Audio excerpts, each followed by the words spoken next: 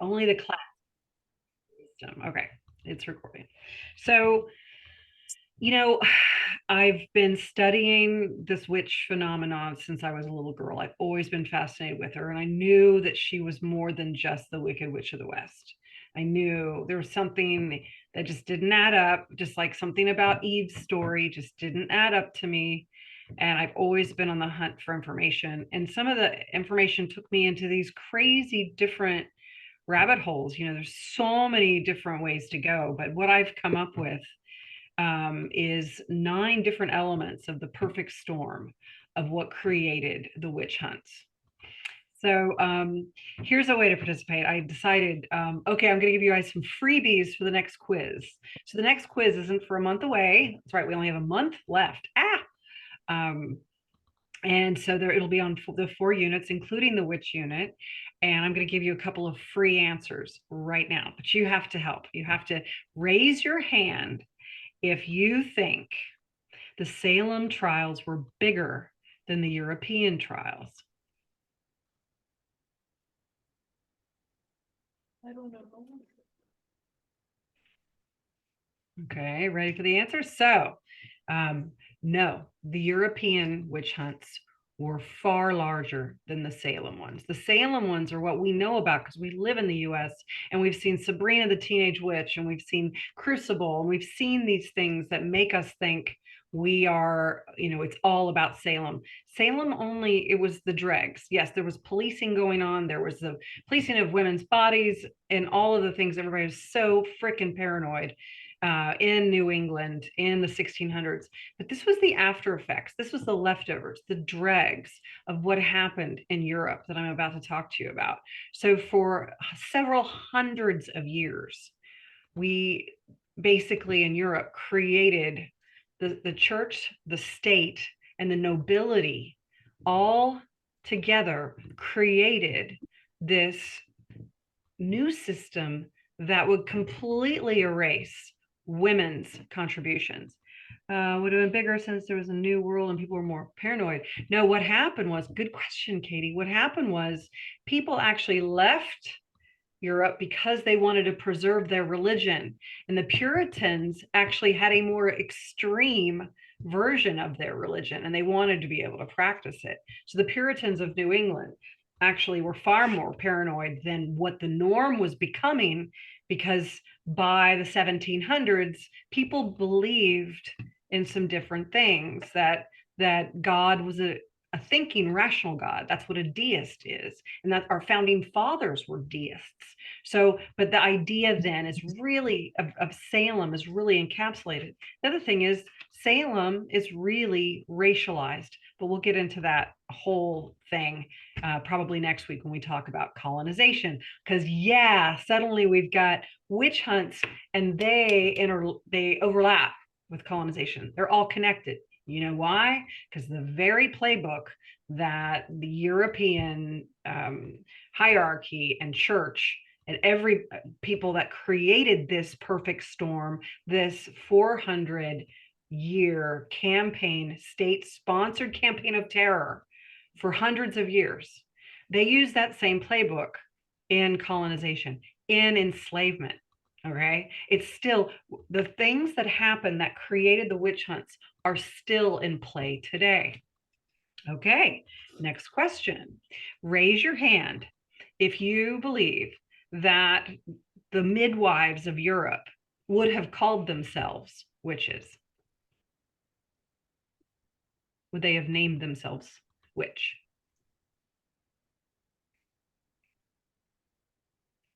Very good. That's right. So witch and Wiccan. We'll get into that in a second. Kalia, did you think that they would have called themselves witches in Europe? Yeah. Okay, so the word witch is comes from this Middle English word wick, W-I-C-C-E, to bend, to turn, to twist. The idea of Wicca, though, is actually a very, very modern version of what they think they might have been practicing hundreds and thousands of years ago.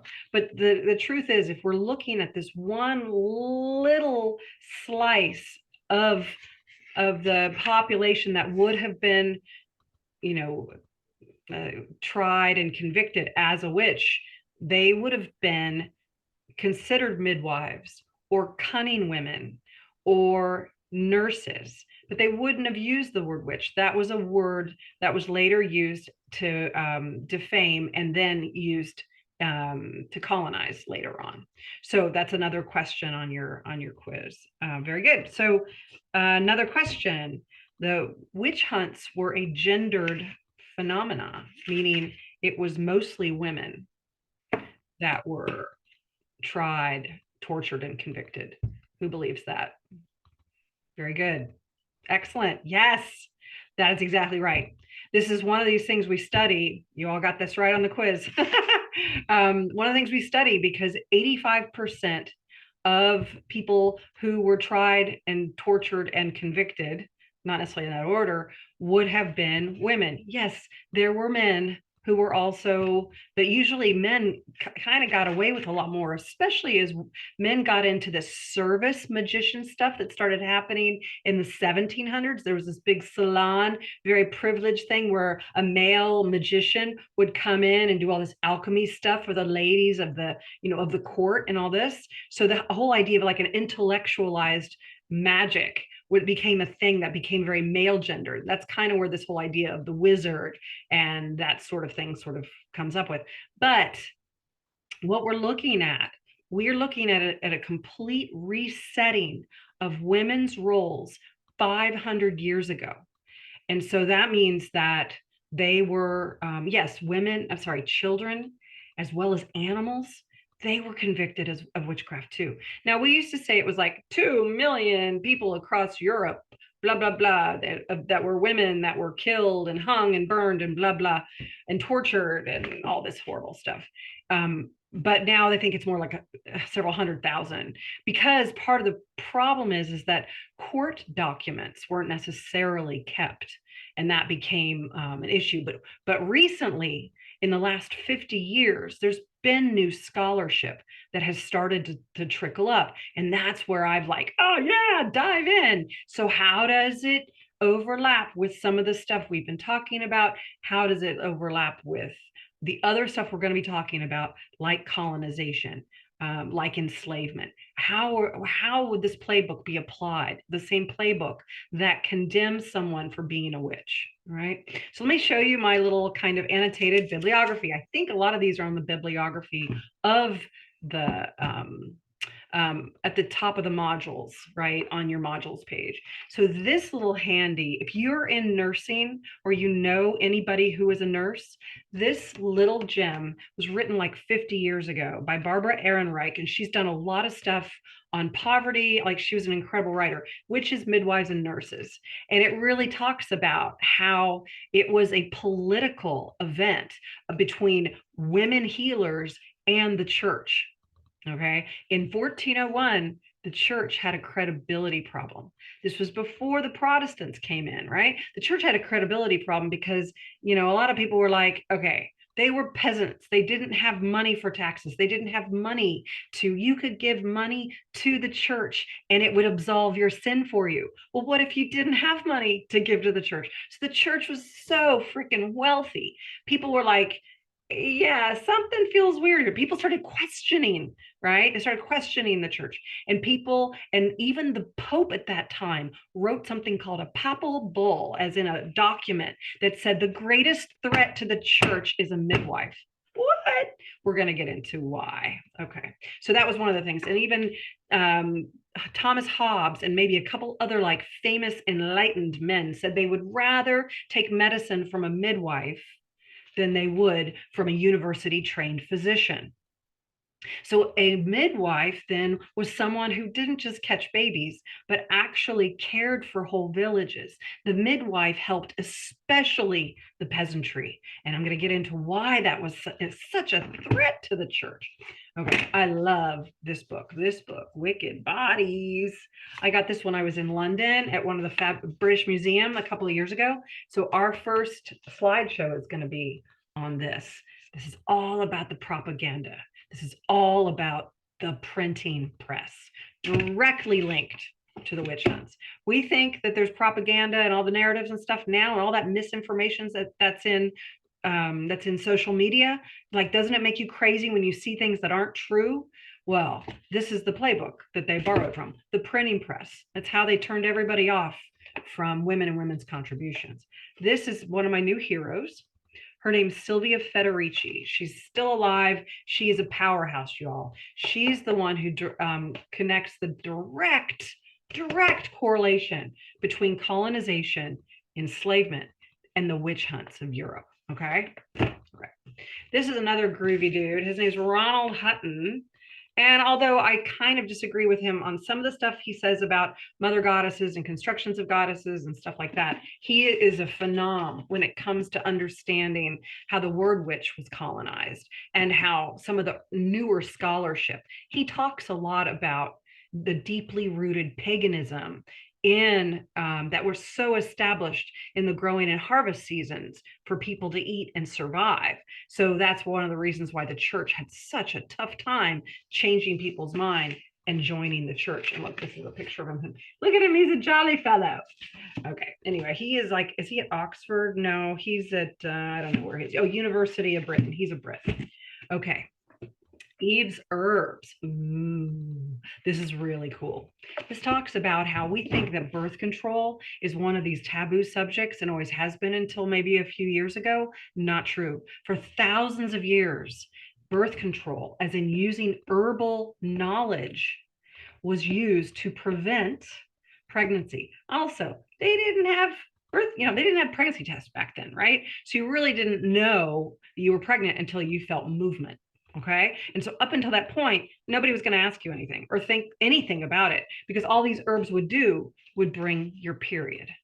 Pretty wild, huh? And so, and this lore was like in like Jewish libraries and Alexandrian libraries and all of Greek libraries. I mean, it was well known. And then you get to see in this book how it starts to get more and more cautious, more and more coded about exactly how these herbs work. Like the rue was considered the simple grace to heal the womb or something like that.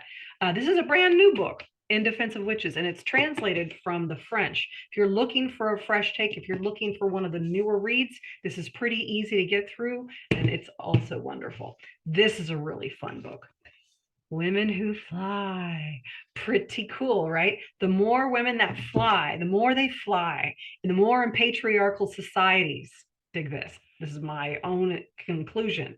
The more women fly in patriarchal societies, the more they are condemned as witches. So there are other societies where, for instance, like even looking at fairies who fly, right? Fairies who fly. A long time ago, fairies weren't associated with evil or demonology at all. Okay, so any questions so far? That's part of most of my bibliography. The rest of it you can see on those pages, which are my presentation notes. The end has all sorts of sources, which brings me to a request, and that is for the rest of the semester, you've only got 3 papers left. Yay! The fourth one could be a paper, but it's more likely going to be kind of just a quick chat or discussion on what you're working on in class. We'll get to that. So for the rest of these papers that you write and send in, please add sources. I want to know your sources. I want to see, and make sure you like put your name on your paper. I actually had someone send me a presentation in my inbox from one of my classes, and they didn't have their name on it. And now I'm trying to figure out who it is, and I can't give them credit for it because they didn't have their name on it, because I went back and looked at it later. Anyway, okay. So there's that. Hi. When you Hey, say what's hi, up? when you say to include the sources, are you saying like, for example, like this assignment that's due on when is it due? Friday? I think it's due Friday.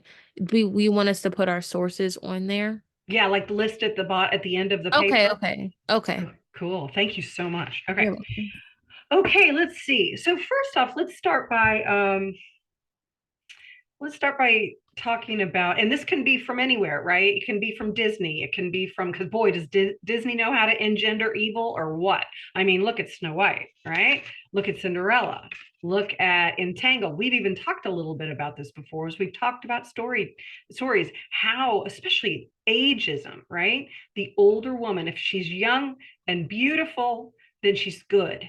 And if she's old, she's bad, right? So let's talk about, besides ageism, then what else? What are some stereotypes of the witch? Anybody?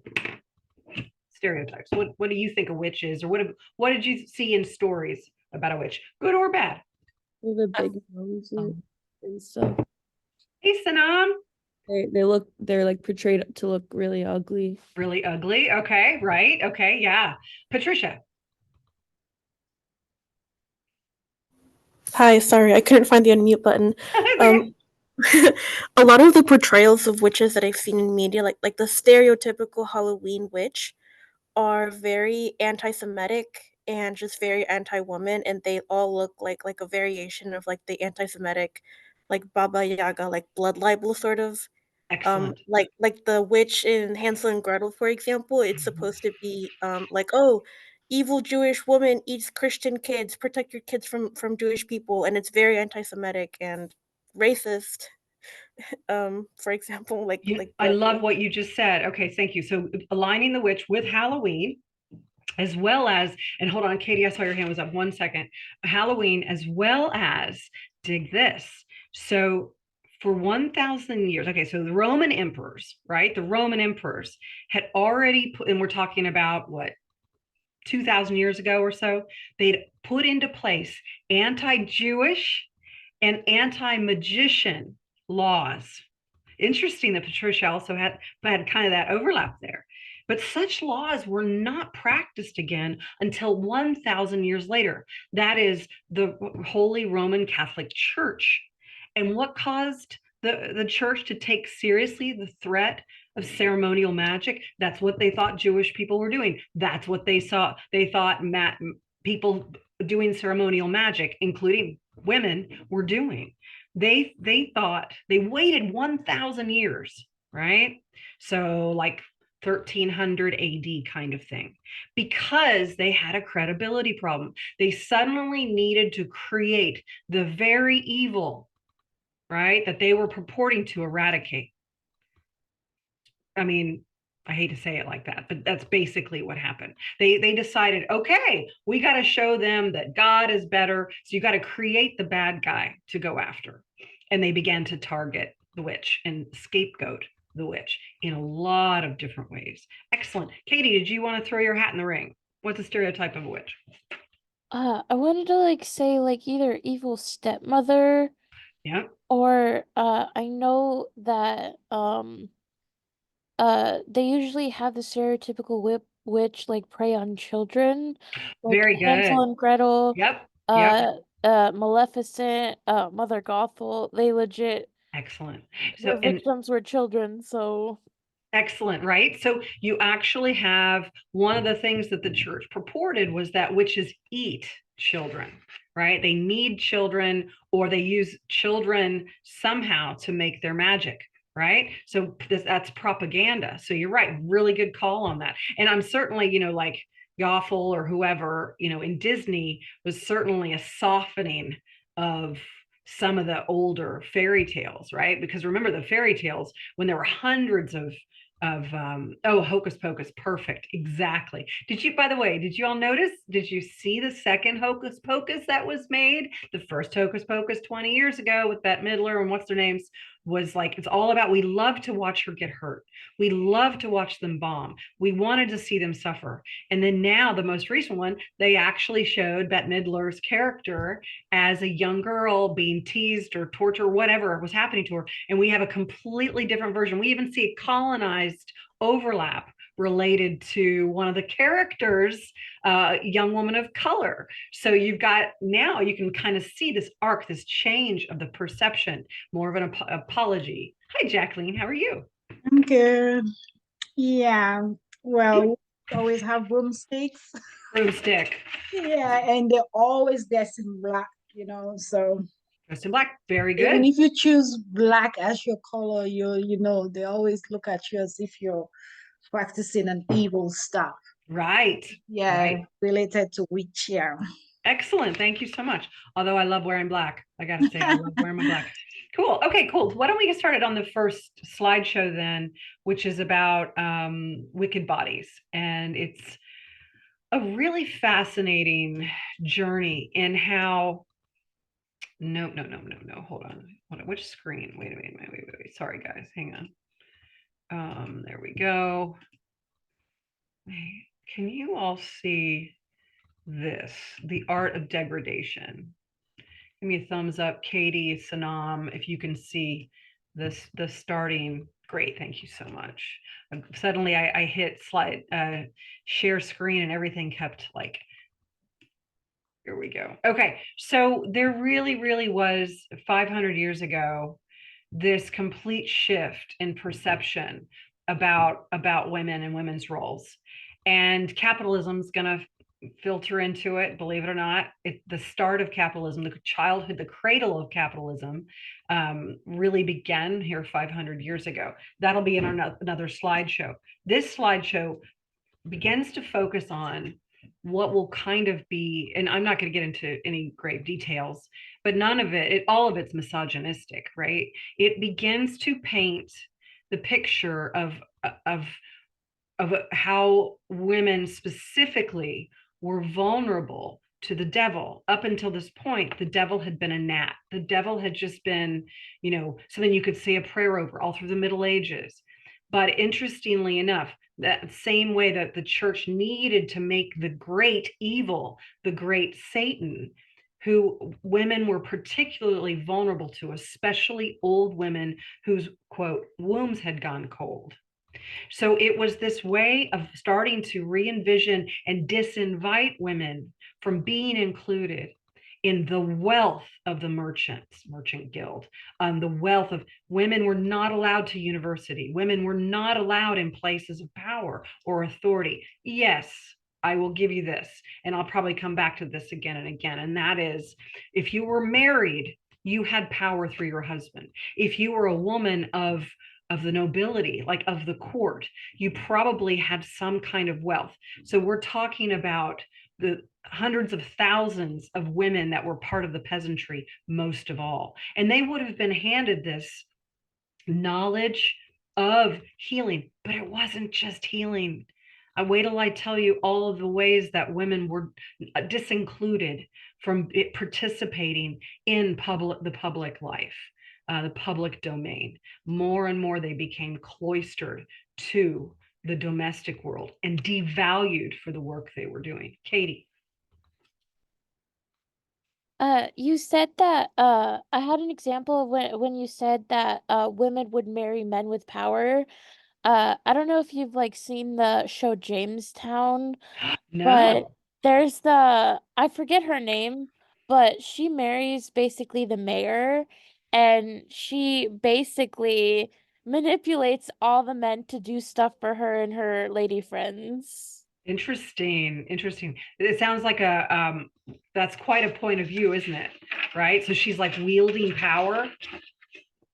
Is that what you're saying? Yeah, and when the other like men that are her husband's enemies like say something, she's like, "Oh, I'm just gonna like, say that you did this and oh, now like you're discreditable." That's good. It also sounds unfortunately like it would be really wonderful, but I think even that's pretty rare. And as you'll see, there were so many ways that women were that even if they were married to men, they would not have been able to speak so much in public. Or there was things called a scold. I'll get into it in a little bit. But Oh no, that torture thing. Yeah. The only reason that she got away with it was because she was behind the scenes. Right, exactly. So she was really smart about how she was wielding the Yeah. power. Yes, the whole power dynamic thing, right? Yeah, That's what because we're if looking at? anybody like said that she was doing stuff, she'd just act dumb. Ah, fascinating. Cool. Thank you. I'll have to watch it for sure. Okay, let's dive in. So at the same time, and this might be on your quiz, we know that probably when the printing press first came about, right, in 1486 or something like that, the late 1400s, we think, oh, the Bible was probably the most printed book, but it actually was this book, the Malleus Maleficarum, which means the hammer of witches, written by these two guys. One of them is a priest, and it's how to find, interrogate, and try women. It's basically the playbook on how to condemn women as evil. And it was used, en masse. The truth is around this time, with the printing press, it's it was this book was first published in Germany, and that's also when a lot of the witch hunts began to really take root, and then they came further and further into Western Europe. It aligns itself with this whole new fascination with demonology. So suddenly there's all this literature. And again, remember, only the upper classes are learning how to read.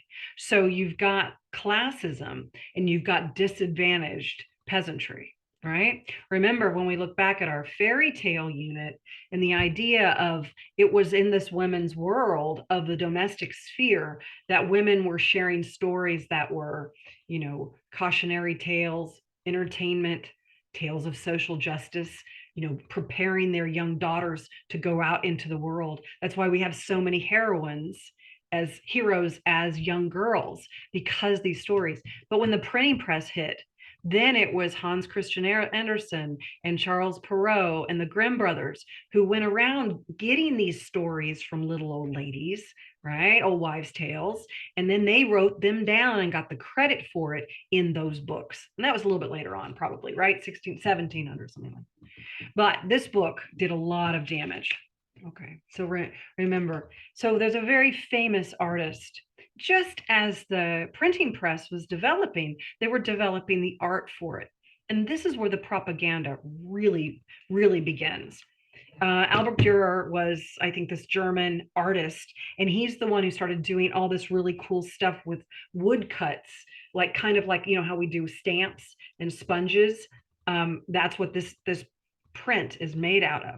So when we're talking the printing press, we're talking, because remember, if people didn't know how to read, what were they going to use? They needed imagery. Just like the reason why the churches put in stained glass windows. They were telling a story with the stained glass. Same here too. This is where suspicion of women gathering together in groups begin to formulate. So Albert Dürer is calling attention to that. Look at these sinister, strange faces. Look at this little demon down here. Look at the skull, and look at how they're in their nudity. Nudity, wait till I get to that part. Nudity was like such a threat, right? The body was this evil, evil thing. And there was nothing sacred about the human form. And the only reason sexuality existed was just to procreate. Okay. So this up here, this OGH, loosely translate as "Oh God help us." And this is the date, 1497.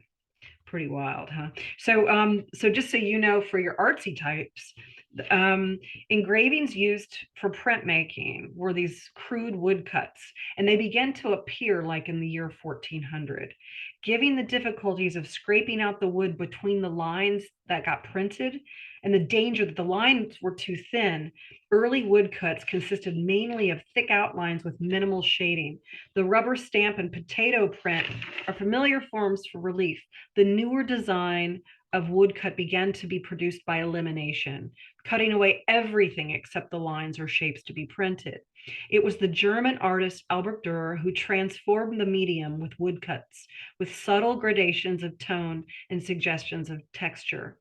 Let's see, and then it kind of goes on. And then these would serve as illustrations for the books coming out, more and more of the books. This is again Albert Dürer. So let's see.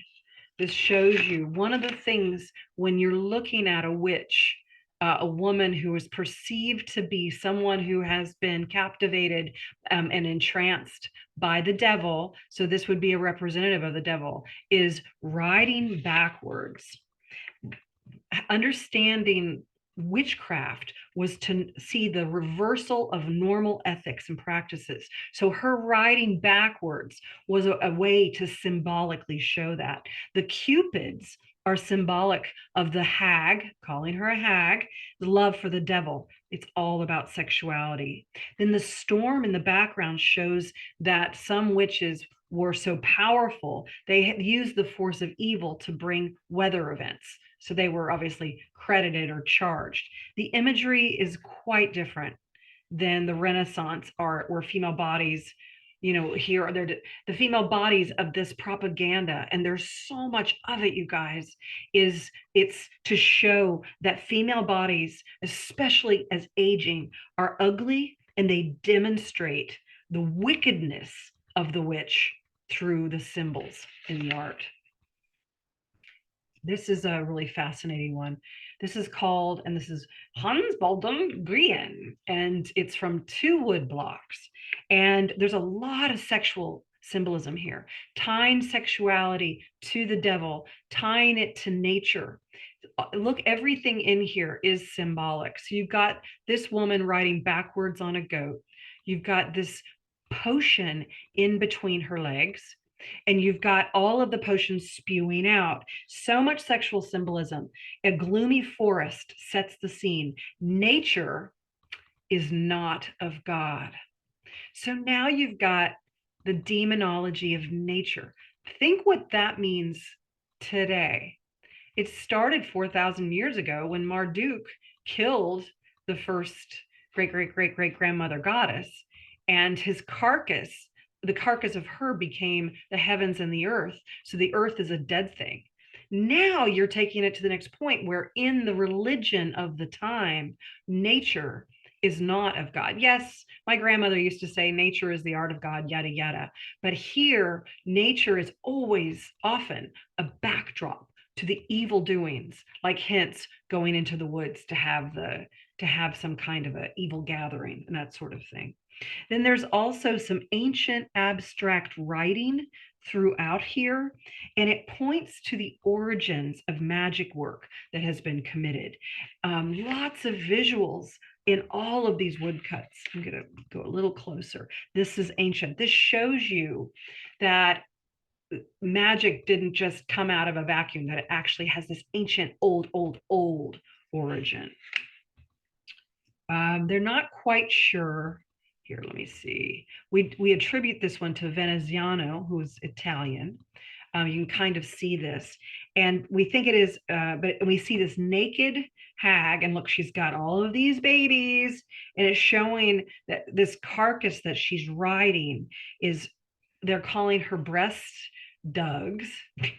Dugs, D-U-G-S, and her streaming hair is like a perversion of a young woman's beauty. Again, age equals evil. The image stems from the ancient sarcophagus of the wine god Bacchus, for you who love Greek mythology, and the procession of joy with making music and animals. Here, this is a promenade to hell. Pretty wild, huh? This next thing, again, see, there's so many. Dolindo, Invidia. Invidia means envy, right? One of the 7 deadly sins or whatever it is. And this old hag is eating her own heart. Oh, look, she's carrying snakes. And the others in the picture down here are fighting over something that she has instigated from a series of prints. This is the print that went from in a book. The book was called Vices and Virtues. It was very popular. Envy is where the witch gets her main motivation. She's envious of fertility, so she would make women miscarry. She would make breast milk go sour, and she would swap changelings for newborns. So a judge named Hugo Grotius wrote in Latin the verse that accompanies this image. Would you like me to read it? It's a poem. A squalid and ugly woman who feeds on viper flesh and eats her own heart, whose livid eyes always ache, who is thin, pale, and dry. Crazy, huh?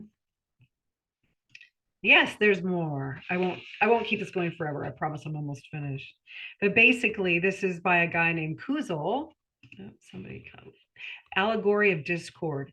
Do you remember the story of Eris, who wasn't invited to the gods and goddesses wedding? Sorry, yeah, of the wedding of Thetis and Peleus, and all the other goddesses fought over the apple that Eris threw for the most fair, which also is like the Sleeping Beauty story. Well, here's an early version of that, basically. Bony hag, venomous breath, stokes the fire of discord with her bellows, right? And so this is also a nod to Ovid, the Roman poet. His Metamorphoses, he describes this envy, trampling meadows and polluting cities with her breath. Oh, dig this one. And she's also able to turn people to stone. Gee, where does that come from, right? These are more just stories, or more just woodcuts and stuff. This is Goya. He's pretty famous. And his is Linda Maestro. He's actually, believe it or not, these go with different books, but they're supposed to be funny. This one's called Linda Maestro, Pretty Teacher, 1799 etching. And then there it goes, as in the objectified version of a woman becoming a demon.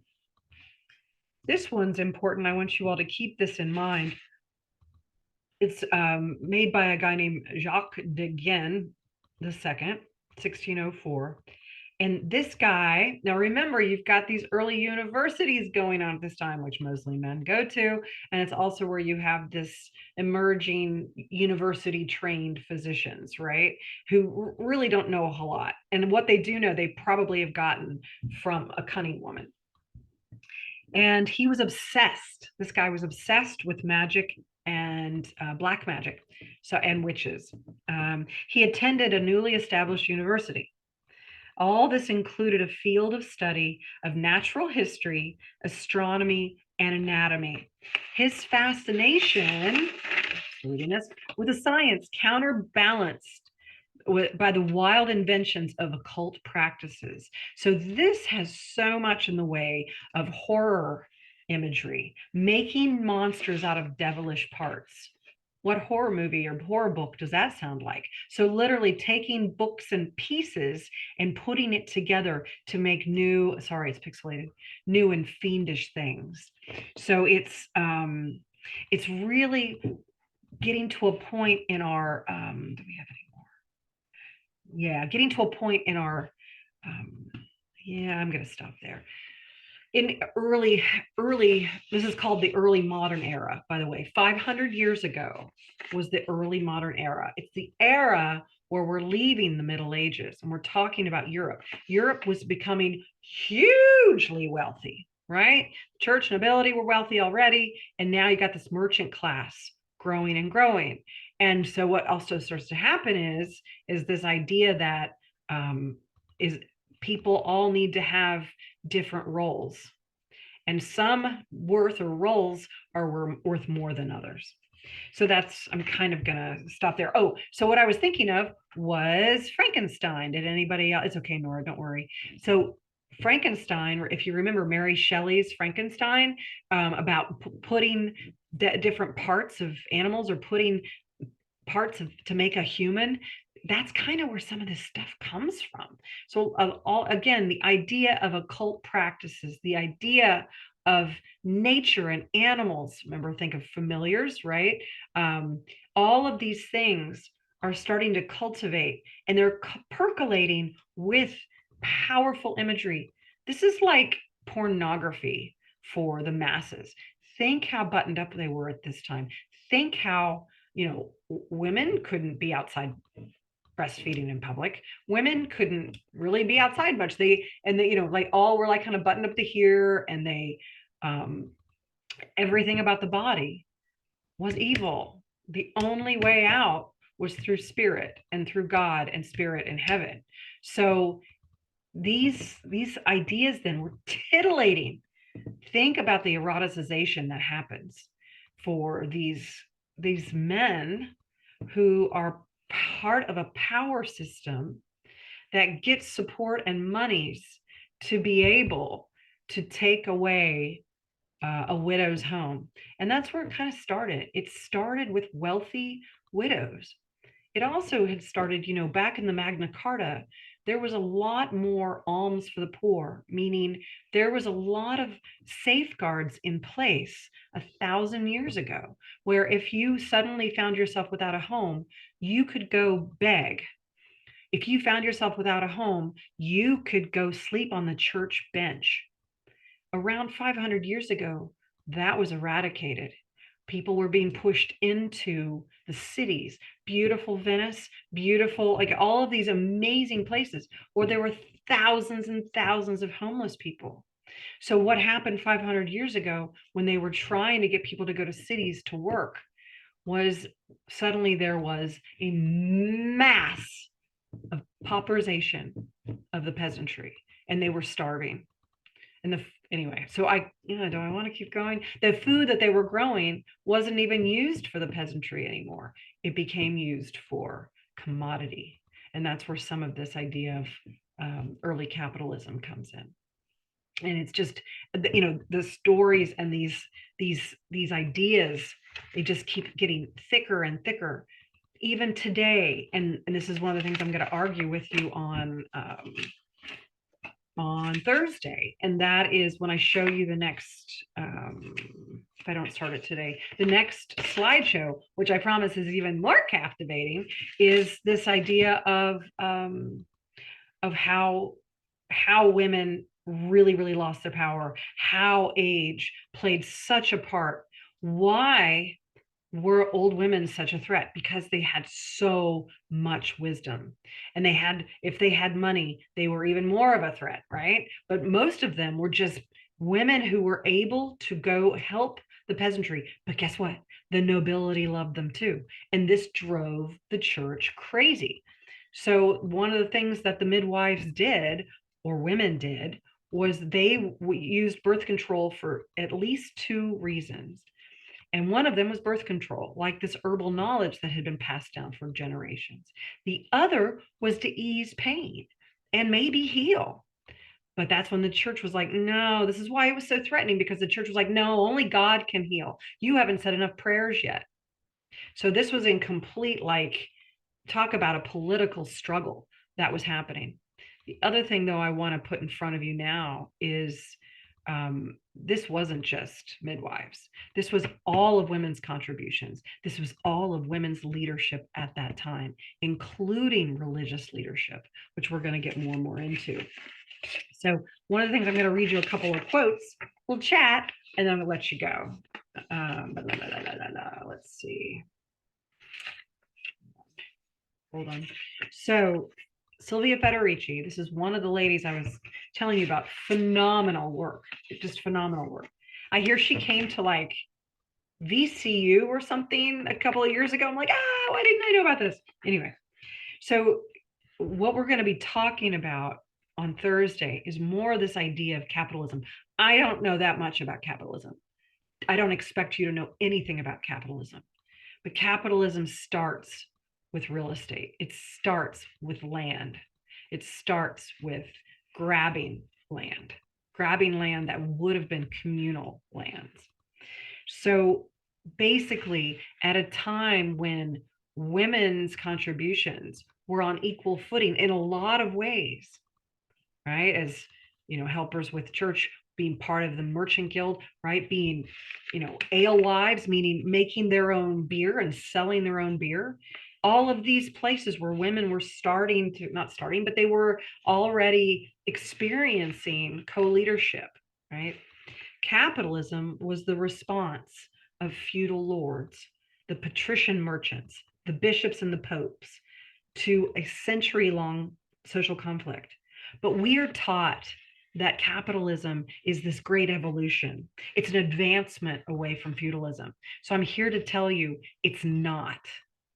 Women fare better, far better, on a subsistence economy. And what is that? That's a barter economy where you have, share good for good rather than a capitalistic society. Feudalism, and this might be on your quiz, feudalism, if you remember feudalism in the early Middle Ages, where there was a lord and a lady, and he had a knight and a squire, and then the peasantry, and the peasantry grew the food. So women actually had it better then than they did once capitalism started to set in. And that's the big thing I want to talk to you about on Thursday. No, you don't have to go study up on capitalism. But I do, like what Katie was saying earlier about this idea of power and power dynamics. It's all about power.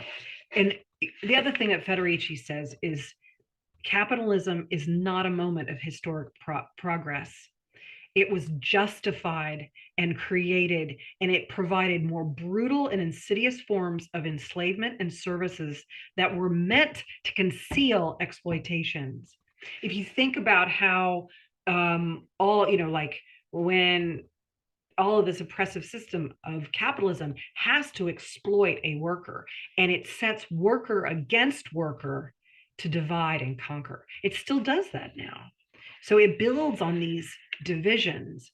So, okay, let's see. Is that all I want to say about that? So think about this time as actually, there might have been, we forget today, just like it's so easy to erase the last generation. It's really, I think I brought this up before. It's really easy to critique the second wave of feminism and even the third wave of feminism and first wave of feminism. Oh my God, like they didn't even help white women of color get the vote, right? Get the vote, right? They couldn't get the vote, right? But what happens is you forget to see the work they did to build. So 500 years ago, there might have been some kind of, there was evidence of a women's movement happening. And this was a huge, huge pushback to that women's movement. So we have evidence, and this is what I also want you to pay attention to as we continue our talk on Thursday, that witchcraft represented a female-led peasant rebellion. Other thing we're going to be talking about on Thursday is the peasant revolts. So part of the perfect storm of the witch hunts, the witch hysteria, the witch phenomena, all right, which is women being accused, women being interrogated, aka tortured, being gone to trial and being condemned. That is what the process was. And there's a really good chance it's because they were trying to squelch peasant revolts. So peasant revolts had been going on for the past 100 years for lots of different reasons, right? Kings were trying to make peasants pay more in taxes so they could fund their wars, right? And people are like, oh, we're not going to do this. So peasant revolts were a really big thing. Then the other big thing you had is the Black Death, the bubonic plague. You had several plagues going on throughout the late Middle Ages, but 1378 was a doozy. 2/3 of Europe's population might have died, right? So it's another reason why the church would hate midwives. Midwives were helping women distance how often they were having children.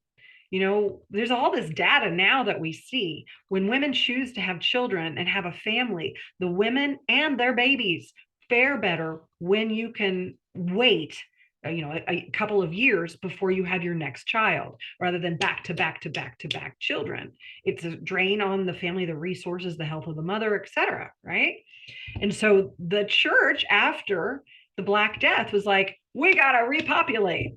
So that's another reason why the midwife and the church would have gone head to head. Obviously, I'm a little bit all over the place, but this is really, really like important stuff. This is something that gets really erased from history. Although, like I was saying earlier, it is something that is, I think, more and more becoming more and more witnessable through podcasts, people doing the research. I hope you all see this as a way to start questioning. So back to the whole on top of each other's shoulders kind of thing.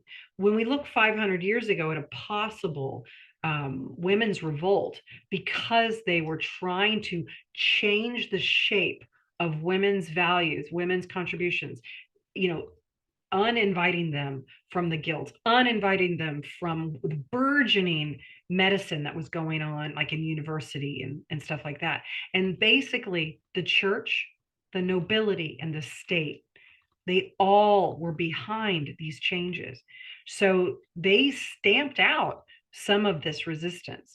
And the creation of stereotypes and the creation of tropes of women as evil if they're older, or it sticks. It's hard to get away. We've seen it when we studied Medusa and how women who are of a certain age beyond childbearing years, when they strive to get power, they get condemned. They are treated as witches. I don't care if you like Hillary Clinton or not, she would have been a really good president because she knew what she was doing. She had a ton of experience, Secretary of State, a senator, as someone who lived in the White House and saw how it was. So, I mean, she had so much in the way of, thank you, Sam. She has so much in the way of abilities. And every single person, even Bernie Sanders, when he stepped down and during the primaries, all he said was that she was like a good mother and he didn't even acknowledge she was Secretary of State. She did amazing things. She's done stuff. She brought healthcare to children 30 years ago in the US. We don't ever see that. It gets erased. And so and people like her, the second a woman steps out into a male dominated role, she is treated like a witch. And it becomes only in my life, it hasn't gotten better. I see it happening again and again and again. And I hope you'll start to see it. Once you see it, you can't unsee it. Because even if we're trained to not like, well, every time you dislike someone who is a woman or someone who is othered, you are somehow playing into all of this system that was created to isolate you 500 years ago. And that's the only way we're going to get through this mess we're in now, is if we're binding together. And I see us binding together on social media, but we're in little isolated groups. We have to start cross-pollinating. We have to grow our groups. We have to start learning how to trust each other. I saw it happening when I was back at Mason, and I was seeing how some communities, like some queer communities, didn't trust other queer communities and all this. And it's like, that's the divide and conquer stuff I'm talking about. And unfortunately, cancel culture plays a part in it. I'm not saying we don't critique people who are problematic. I'll be first front line, right? But to say something about someone who's problematic. But just like at the start of this class, we're learning from each other, and we got to learn to trust each other. We got to learn who the real enemy is. The real enemy is not like the peasantry among us, right? It's not even the elite, or these special words. It's these systems and structures that have been so deeply rooted in our society, we can't even see them anymore. So, okay, look at that. Okay, so where is everybody? Do we have some questions before I let you go? Remember, I want you to think about two things for Thursday, and there will be the essay question is on the witch, and why is it a gendered event, and why is this still so relevant today? Oh, it's one of the things I want you to really kind of start to marinate with. But all of these stereotypes are very much they're there for a reason. They're there for us to keep judging her, right? So, okay, thoughts on this? I'm going to stop recording. I will put it in a